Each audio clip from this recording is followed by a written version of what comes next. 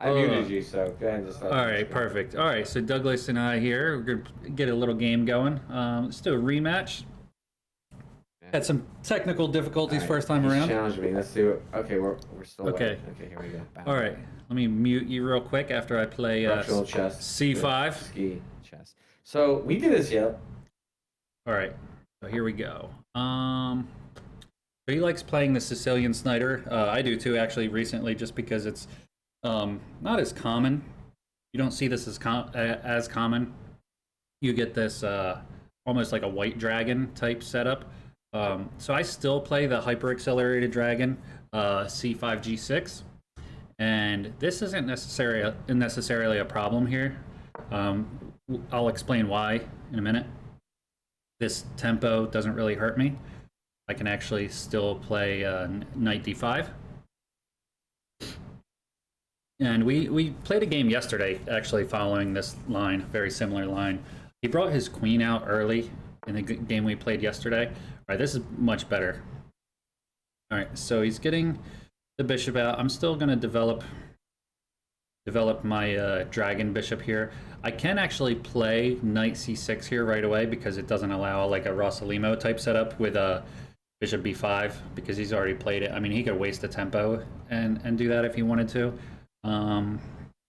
But I'll just play in the style of the hyper accelerated dragon, play bishop g7, prepare to castle. At some point I'm going to want to play d6, the idea of undermining this pawn rushing in.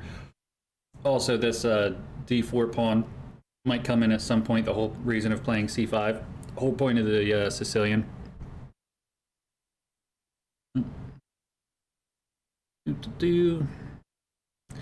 All right, Douglas, let's see what you have.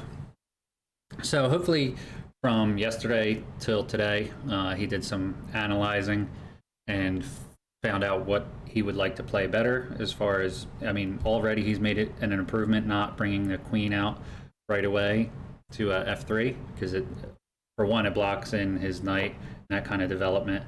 So I think this might actually be a blunder because we win a pawn. Knight takes,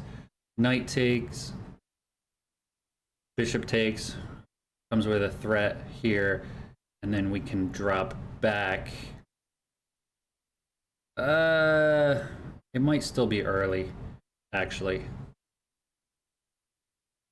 Let's see, knight takes, bishop takes, rook b1, and then we can actually, we get this here, and then we can bring our bishop back to d5. It's a little sketchy. I'm just gonna play d6. So the idea being this pawn doesn't hang at the end of the line. Okay, so I think, so now we can't play that, but we can play this. We're gonna end up with doubled pawns here. So the idea is this knight isn't really great here. This bishop still has access here, but we can block here or here. But yeah, his threat is this. He's got a double attack here, and I end up having the double pawns here. So the idea is I could either just castle, I could capture the knight, but then bishop captures, and then I got to move the rook, and then I lose material in the end of that line. So I'm just going to castle.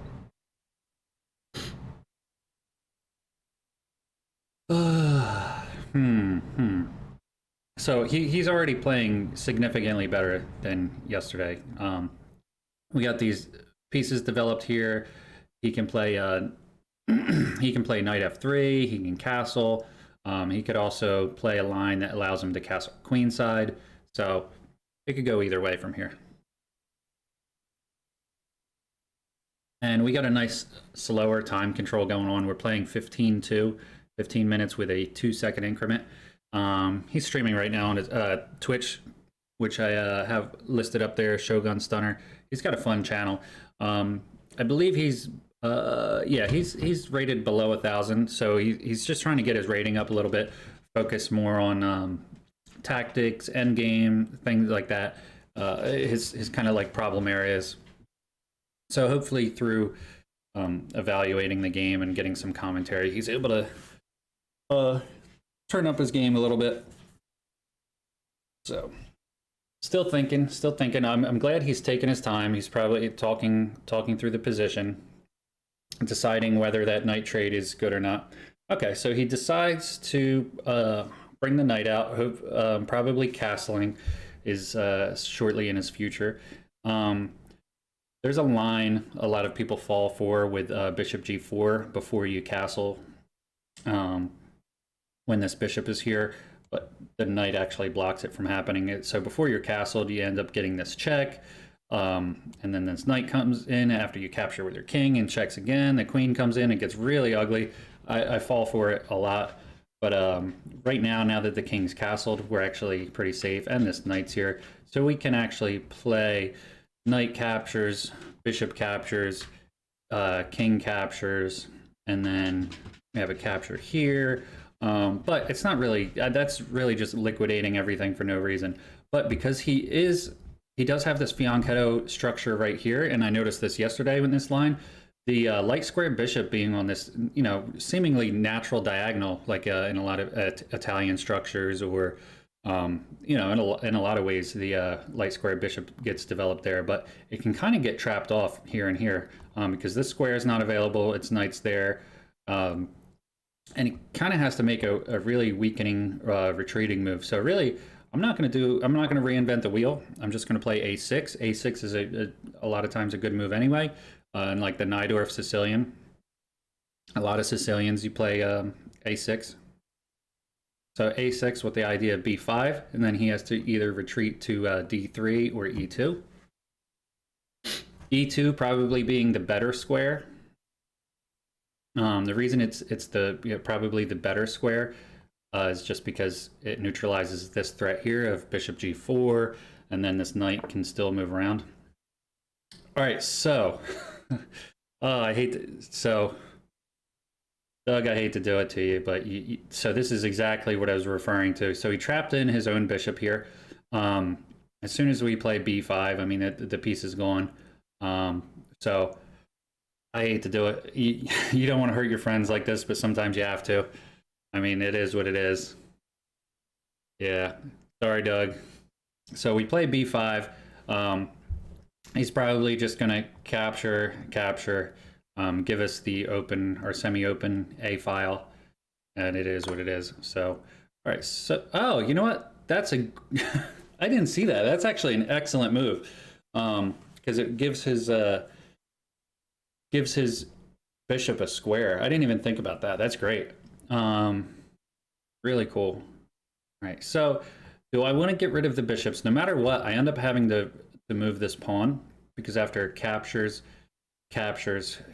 so then this pawn becomes weak. Or I just capture right away, this pawn becomes weak, and this trade doesn't have to happen. So we can do the trade on my terms at some point. So I'm going to recapture with the e pawn. So now I have two f pawns.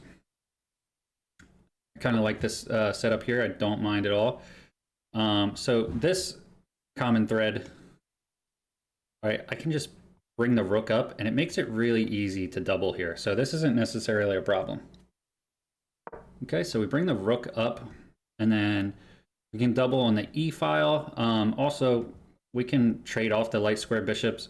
I always like to say, like in Sicilian setups, I don't like my light square bishop. I tend to throw it away as soon as I can, or trade it off with either a knight or the white's light square bishop. So that's probably what we'll be going for.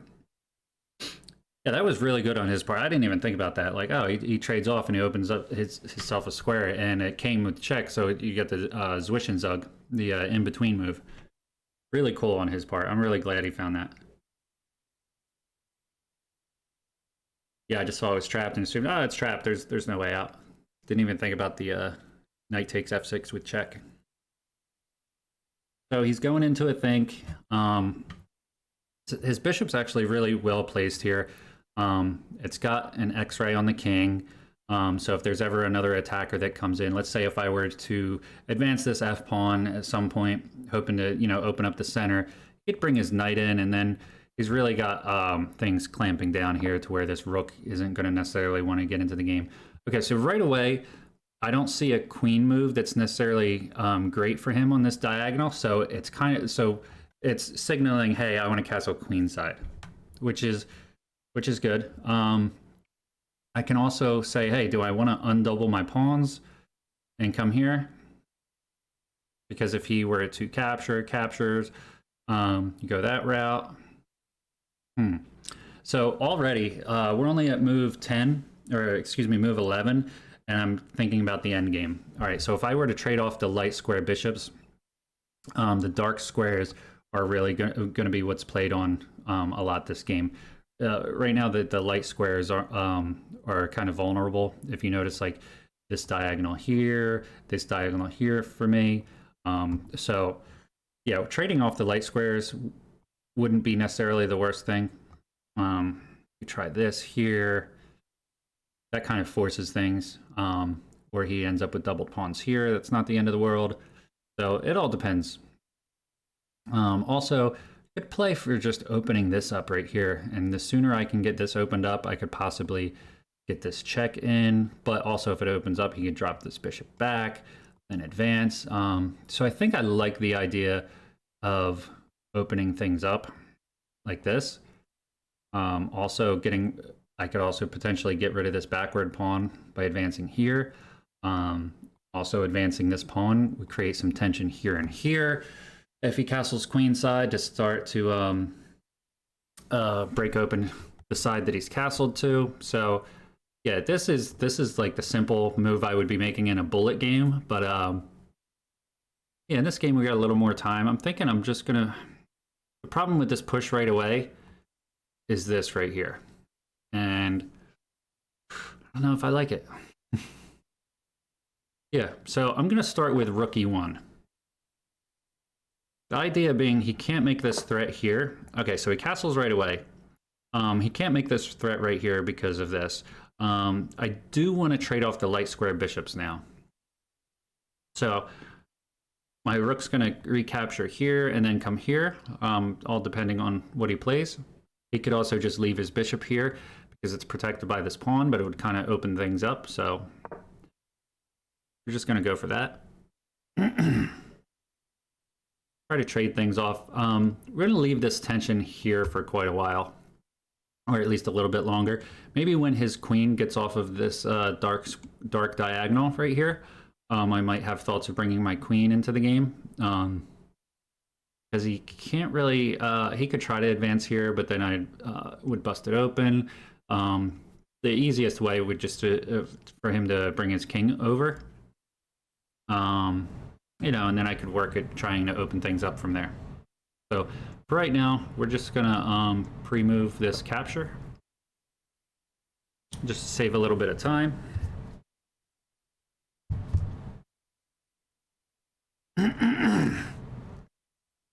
And I should start thinking about some tactics. Like this knight hasn't been developed yet, so I should start thinking about where it can route to. All right, we're just going to capture there.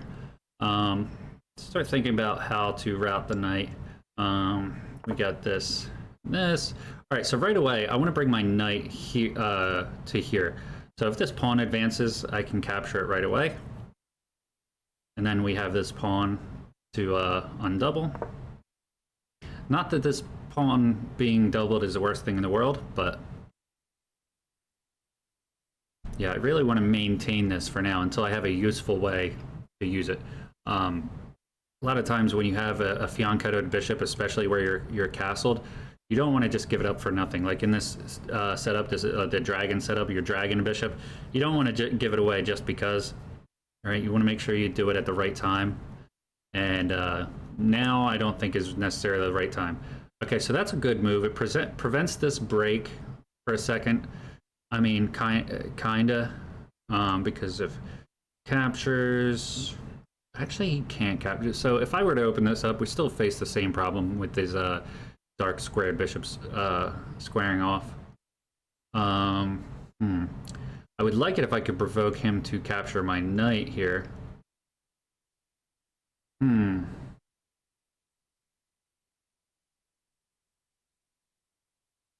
I definitely don't want to make this pawn break and give his queen a lot more activity on this weakness here. I could also just start undermining his queen side, is because he's castled over there. So we're protected right here, so that's not an issue. I could continue to advance, and I want to make sure I do it in the right way. Because if you're going for a pawn break, you got to make sure it actually works. So if I just advance this pawn, we get captures, captures, that works out. Or he can advance here, and then we capture, and then queen captures, and then we have a weakness here. I don't know if I like that. So when you go for pawn breaks, you really want to take your time and make sure you know what you're doing, and make sure you're doing it in such a way that actually opens the position and not just weakens your own. So if I don't push this pawn break correctly, it could really just end up hurting my position more than helping. So I really think I could probably push b4 first, and then possibly get everything connected on the a file. Okay, so he kind of does it for me here a little bit. I don't know. I really think just advancing here is going to be the way to go. We definitely don't want to open it and give his queen a target here. And also, if he were to double here, this would be really hurting my position a lot. All right, so he gives us the chance to en passant, which is great, because what it does is it puts his dark square bishop here when he captures. It also gives us the b pawn. I mean, this might be his biggest blunder of the game. I think if we do the analysis after, this is going to be a huge blunder. And he probably he either forgot about the en passant, I don't know. He drops 2 pawns this way, and we're still protected here. Okay, so this is going to come with tempo, but we could also get this break right away, and we would own this diagonal. I'm thinking this is going to be more important, and then we can start running this pawn. All right, so this is really gonna. I know I keep harping on this dragon bishop, but it's really kind of what's the linchpin of the position. Because if this opens up, all right, and we have queens and rooks on the A and B file coming in, things are going to get really ugly for him. His best move, and probably only, yeah, his best move here is probably just to bring the queen, excuse me, not there. Bring the queen here, but then we support this way. Or is it just to bring the bishop here? Probably just to bring the bishop in. Because if I move my queen to line this up here, I could end up losing this. Yeah, he's probably just going to retreat the bishop. He's definitely feeling the draft with all these empty squares around his king. It's something you want to be mindful of. Like right now, look at my king has quarter of the board just kind of locked up with lots of pieces defending, very opened up. He actually, so that's a good move. The idea being he wants to get this rook out of here, having this tension here, this potentially opening the position. So let's see if we have any tactics first. Let's just do a little blunder check, a little tactic check. His king's opened up. This is very smart to trade off these pieces. We're getting lower on time, so I'm gonna have to calculate a little bit quicker. So let's see, if rook captures, I imagine queen captures. We have this capture here, capture, well, he could capture with the knight or queen from that point. So opening this up would be kind of dubious, but at the same time, we capture, capture, capture. So it's not looking great. I think, so there's also at the end of the line, we just have this right here. We can just get this passed pawn in the game. I think I like that. Because also this pawn hangs. So I think we're actually just going to go for that. And this isn't necessarily too bad. Yeah, so I'm going to go for this with captures. Probably going to attack it at some point. We also have this tension still right here, and then this hanging pawn right here. So This is just kind of full board awareness where, yeah, the main threat going on is here, here, and a minor threat here and here. But like I said, full board awareness. This pawn is loose.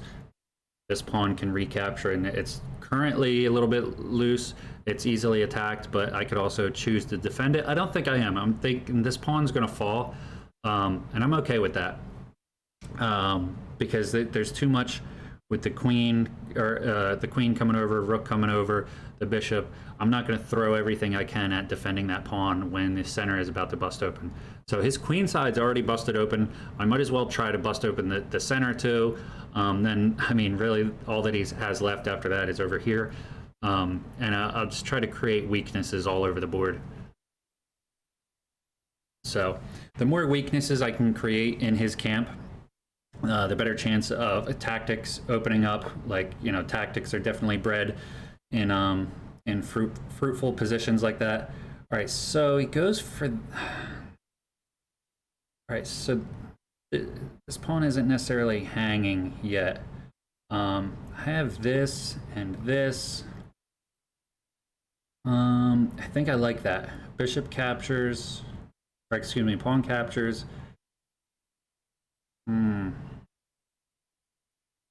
Also, can I just bring this queen here? I can. There's also this. Right now, that's not a super threat.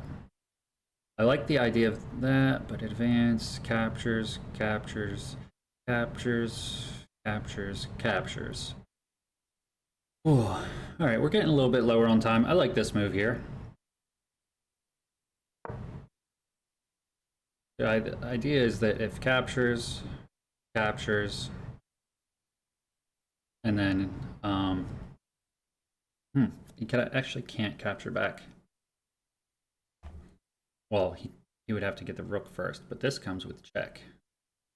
He can't capture the queen. He'd have to move his king either here or here. This would be a very bad square to recapture with because move when this bishop is there, move out of the way with a discovery.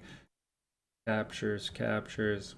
Yeah, I think this is a kind of a more advantageous position for black at the moment. But it's not to say I'm missing a lot.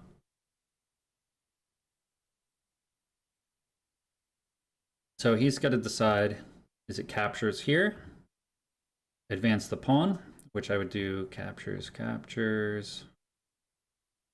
He's got some options here for sure. He also has this right here. Okay, so he does advance the pawn. My initial instinct is to go right here. Captures. Captures. All right. Also, if captures here, then this capture hangs.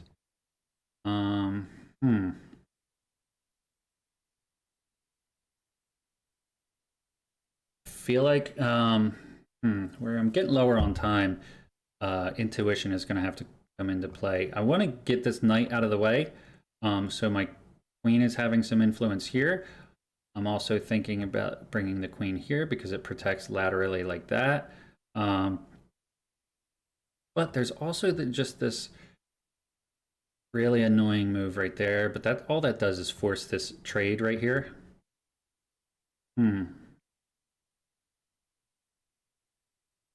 Really think I'm just gonna go for this.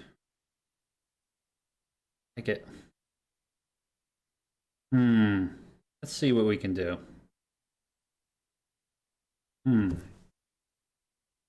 So notice he has everything lined up here.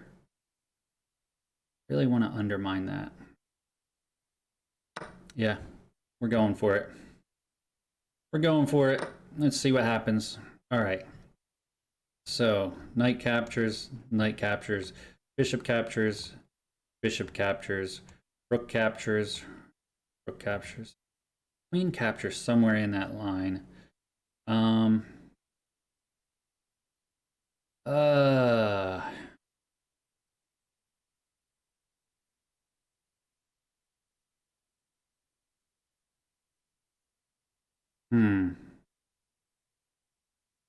I feel like this is a mistake, but I gotta go for it. So he has this here.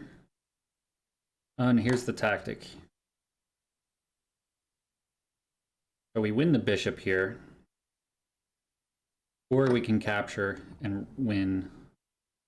Yeah. So we win the bishop there. We're also going to win. No. We're going to take there first because his king was threatening the rook. And then we can win this for free. Captures, captures, captures. All right. So here we go.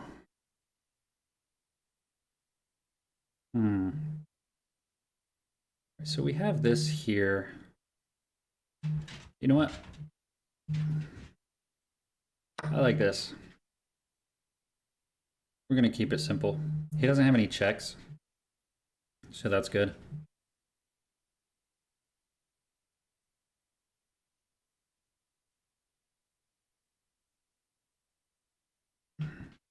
Yeah, now if he had a discovered check, that would be very bad for us. What he does have, though, that we have to worry about is a double attack here. So first, I think we're going to grab... Actually going to give this check first. The idea is that it pushes him back. Next move, I'm going to grab a piece.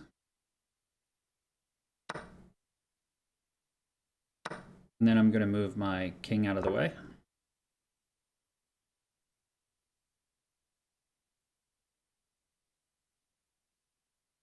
And what's great is if he captures this pawn, I get this fork right here. Also, it's 6 pawns to 2, so that's really in my favor. All right, so here we go. The only problem is right here, he does have a check, but that's just giving up the knight for free. Okay, that's also giving up the rook for free. Sorry, Doug. And here's where I didn't have to capture that pawn, but giving him a second to move his knight, because if he moves his knight out of the way, I get this check right here, and I can start closing things in. Also, I'm going to leave this bishop just to take out this this pawn if he wants to drop it back, and we're just going to go for a simple mate right here. All right, so he's trying to play a little trick here, but we're not going to capture that.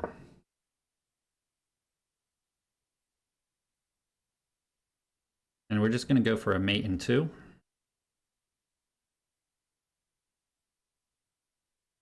Yeah, nice little trick. If I capture the knight, then this pawn promotes because my rook cannot stop it because I don't have access to the c2 square because his king would capture. But I will say very, very well played on his part. He found some excellent resources, absolutely killed it that game. Very, very proud of this Sicilian Snyder student, which I'm also a student of. We both kind of just started playing it. But yeah, very well done. Found some cool resources. So I think now it's kind of over. Doesn't really have much more to go on.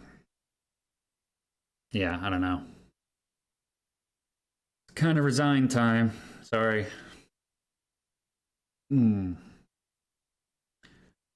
Oh, I mean, there's a knight block, king over, saves you for a second.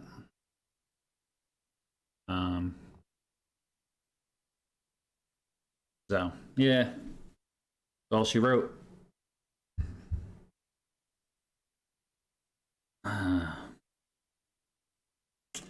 Uh-oh. We actually used quite a bit of our time too. I like that he was taking his time. I definitely wanted to take my time because I had a few areas there I could have blundered things with poor calculation. All right. So it goes for that. We're just going to promote. All right, and then we have this and mate. The idea is that he doesn't have access to this square. He can only go here. So that's end of story. Good game. Love you, Doug. Sorry, buddy. Let's unmute Doug and see what he's up to. Douglas, can you hear me? Go ski. Unmute. Unmute ski. Yeah, no, I'm unmuted. Yeah. Hey, buddy. Hey, that was very well played. Very well played. I definitely screwed up right there at the end. If we go back, I'm looking at it, and I didn't want to do it, and involuntary, I just decided to let go of my finger. That's why I don't like hovering. I grabbed my rook and hovered it over e5. I'm going, yeah, that's a fork, and I just go, oh, lift your finger off the button. Like a dummy. And I'm like, oh, and that was game. I mean, that was any chance. Yeah, you played really well. I wanted to get, I would have, listen, if I didn't, like, I understand I was going to lose the knight, but I would have probably actually went to a3 with the rook. You know, thinking you would probably take the knight, and then I would take your pawn. Okay. On a4. I mean, I don't know why. I hovered it and just let go. And I'm going, I'm forking myself. As I let him go, I'm going, I'm forking myself. What am I doing? Yeah. For some reason, the fingers said, hold on. Can we talk about the most impressive move of the game? Yeah, where do we want to go? So go to, because they can hear you. Okay, so go to move number 8, actually.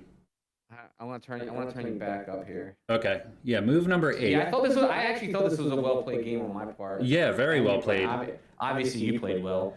The only part where I thought you fell off was toward the end. You lost too many pawns. But move number 8. Okay, I'm at move. What are we at? Move 7 here. No, so go to the end of move 8. So black's move 8, where I played b5. Okay, you played B5. So at b5 at this time, I'm doing commentary and I'm like, yeah, his bishop's trapped. There's nothing he can do. And then you find this resourceful in between Zwischenzug.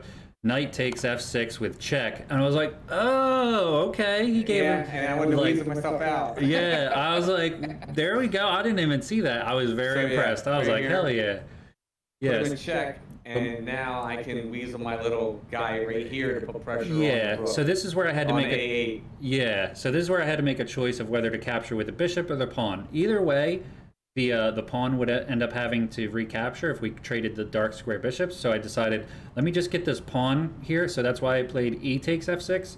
The idea being that I don't want the dark square bishops off the board yet. So I wanted to keep mine covered up for as long as possible. And I figured that. I kind of, as me trying to talk what I think you're going to do, I think he's going to go, his next move is going to be to take with the pawn, open up the E file where you could actually. Exactly. I thought you were, so when we were talking, if you move, I think let's go where I put the next move I put, I go to D5. Yeah, bishop D5 was beautiful because if I didn't have, if I didn't play A6 to get my rook like a safe square, I would have been trapped. Yeah, so that was very, very well done to see that. My next line of thought was that you were actually going to go rook, the A file rook to E7. To E7, and then put the other rook behind it. And well, I wanted to make a line for a charge at some point. So your bishops were very strong. So the reason I ended up playing bishop C7 at some point on move 12 is I wanted just to get the light square bishops gone. So, and you had no escape square, so it was kind of forced the trade. So, at what point do you feel I fell apart and you had the game in hand? Let me walk through a couple moves. Oh, actually, I know exactly where. Where did I go wrong? You were like, okay, move 17. Okay, so I didn't do a game report yet, but I'm going to say move 17 was a blunder. Moving up there. Yeah, I'm going to pull up the analysis right now. So, I agree, because I moved, I said, let me move this up, so I can stop it all up, and I forgot about the en passant, and I was like, shit, I forgot to get the en passant, and I was like, oh my god, and at that point, it became a real, like, okay, what are we going to do here? I like the, I noticed that, so if we go forward here, I want to go, so we get to move, what is it, move 18. You go rook b3, and at this point I go, he either wants me to bail or do something because I'm thinking you want to move your queen over to the b file, b8. Oh, when come down after me. move 18. Oh, when you capture the. You're saying move 18 with bishop takes a3, rook Actually, takes b3. Let's go to basically. Hey, Johnny Cruz, what's up? Yeah, I know. Move. I'm sorry. We'll go to move 19. You move the pawn down. Yeah, d4, So now- a4. Yeah. So yeah, we were looking at it. I'm going. You're planning on taking my. You were planning on taking my bishop, and I'm like, do I move the bishop down? So this is Oh, I'm yeah, sorry, that was- move 18. I said, let me move the pawn up, That and was. then now I'm putting pressure with the rook. It's protected by Yeah. the queen, and it'd be a trade-off. Yeah. Move down. And that's why. So I didn't want to trade. That was. I read it, chat. That was really well done. After I saw that move, not 19 doing, Mike? d4, I was like, oh, okay, so he wants to trade off the rooks that way, which I was like, yeah, that was a good move. I was trying to get out of losing the bishop for nothing. You know what I mean? Oh, absolutely. So you could have actually, instead of that move, you could have played bishop b7, or excuse me, bishop b2. Well, see, I didn't like that because I Yeah. figured if I went bishop b2, you would come back with queen b8. Yeah, just queen line 'em b8 up. or queen b6, either way. And Yeah. So if you go queen b8, then you go there. It'd be a big trade-off, I guess. Yeah. I think your move d4 was actually way better. I didn't even see that. I'm like, oh, okay, yeah, cool. They open up the rooks. Now the rook protects the bishop. Yeah, that was really well done. So that game was probably one of your better games that I've seen in a while, where you're thinking through everything. If it wasn't for that one pawn push where I just missed the en passant. I totally forgot about it. Yeah, and that's what I was saying too. I'm like, I think you so forgot. excited because the thought process was right here back at move 15. I'm thinking, okay, you moved your a file to the a5. And I was like, oh, he's bringing this down to blow this all up down here. Yeah, exactly. Yeah, to that's get at my exactly what I was. knight. Yep. So I said, let me move c4 and stop it up. And then when you moved a4, I was like, oh, I'm sorry, it wasn't a4. You moved a5. You moved b4. I was like, oh, I can just move up yeah. and block everything up. Totally forgot about the en passant. Yeah. Yeah, that Ricardo, welcome in. That totally screwed me. Yeah. I was like, I screwed myself right there. That was it. Yeah, I think this was the kill move for me because that was good, and at that point it was the pawn structure was smashed. Yeah, and that's the thing too. Your pawns in the end game, the only reason. Oh, actually, so when I took knight takes e5 on move 22 was a blunder for me. I was actually feeling the time pressure. I'm like, man, there's so many trades. Where was this? Move 22. I played knight takes e5. It was actually a big blunder. And then you recaptured with the knight. It was also a blunder. Oh yeah. So I was working through this in my mind. I'm going, if I move on, so this is turn. We're talking turn 20. I was like, if I move the pawn up, I'm going. He takes pawn. I retake with the horse. He retakes with his horse. I'm sorry. Yeah, there was a lot of trades there. There was a lot of trades. I had to put the D pawn, and it was like it ended up me working out. But then you made that nice move where you went down and got the what bishop. The hell, what did you do? Yeah, you took the bishop. I was like, shit. Yeah. No. Yeah, and that's where it is. Before that trade, when I blundered and captured with the knight, if you traded queens first, I would have had to recapture with my rook, and then I would have lost my knight for free. So I would have completely. Mike, I read your message. That's awesome, buddy. But he beat you down. I'm sure you learned a whole bunch though. But very well done. I gotta shut my thing Get down. out of here. I'm done with you. Get him out. See you, buddy. He kicked my butt. Get him out. Good. Well done. Hey, good game, Ski. Yeah, good game, and we'll see you next Ski time. Chess. Hey guys, check Ski Chess out on YouTube.